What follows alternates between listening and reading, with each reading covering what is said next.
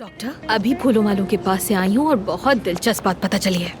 ये फूल हमारे ही हॉस्पिटल से भेजे गए थे। ये हमारे हॉस्पिटल से भेजे गए हैं? एग्जैक्टली, यानी किसी औरत ने फोन किया जो असिस्टेंट है यहीं की। लेकिन अब सोच रही हूँ हमारे तो बहुत से डॉक्टरों की असिस्टेंट है, कौन हो सकती है वो? खुद बताएं। एक बात बताओ, कहीं मेते तो अफसून से मोहब्बत नहीं करता? नहीं डॉक्टर, वो तो एक अरसे से सारा पर फिदा है। सारा पर फिदा है? हाँ। मेते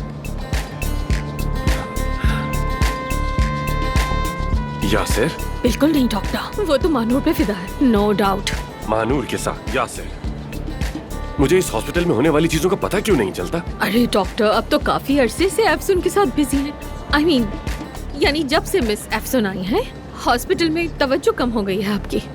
चलो हम अपने काम पर लगते हैं। ताहिर नहीं यार, ताहिर भाई तो हो ही नहीं सकते। बात यह है डॉक्टर, ऑपरेशन के लिए बाहर से आने वाले काफी डॉक्टर्स भी हैं और कुछ इम्पोर्टेंट पेशेंट्स भी होते हैं। कोई मेल पेशेंट अफसून को फूल कैसे भेज सकता है?